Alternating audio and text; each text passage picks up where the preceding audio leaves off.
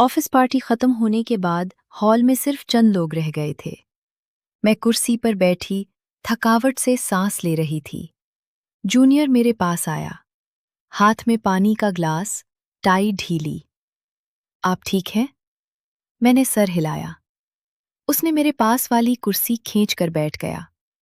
फासला कम था, मौसीकी अब बंद हो चुकी थी। उसका नाम एलियन था। पिछले 6 महीने से मेरे डिपार्टमेंट में जूनियर। पहले सिर्फ काम की बातें। आज पार्टी में वो मेरे करीब बार बार आ रहा था। रात गहरी थी, ज्यादातर लोग निकल चुके थे। एलियन ने ग्लास मेरी तरफ बढ़ाया, हाथ छू गया। मैंने नहीं हटाया। खामोशी फैल गई। उसने मेरा हाथ पकड़ लिया जो कुर्सी पर था। मैंने नहीं छुड़ाया। हॉल की मध्यम रोशनी में वो मेरे करीब आ गया।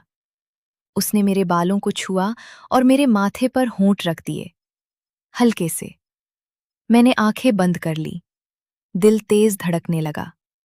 इस खाली हॉल में हमने एक दूसरे को महसूस किया। कुर्सी की चरचर, बाकी रोशनियां और जिस्म की गर्मी सब मिल गए। सांस तेज चलने लगी। हमने एक दूसरे को पार्टी के बाद कबूल कर लिया।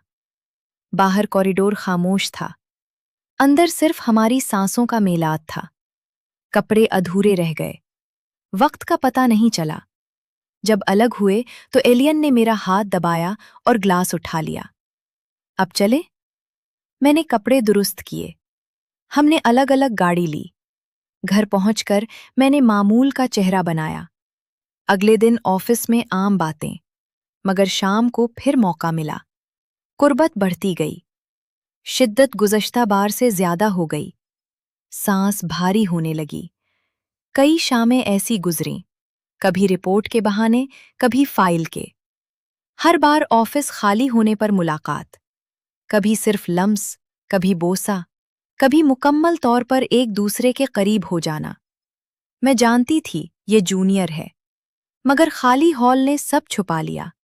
एक दिन एलियन ने बताया कि उसे दूसरे ब्रांच में ट्रांसफर हो गया है। वो जा रहा है। मैंने सिर्फ कुर्सी की तरफ देखा। आखिरी शाम हमने हॉल में आखिरी बार एक दूसरे को महसूस किया। शिद्दत ज्यादा थी। जब अलग हुए तो उसने मेरा हाथ मजबूती से पकड़ा और सर हिलाया। ख्याल रखना। मैंने जवाब नहीं दिया, बस कुर्सी से उठी। अगले हफ्ते उसकी सेट खाली थी। अब ऑफिस में नई रूटीन है।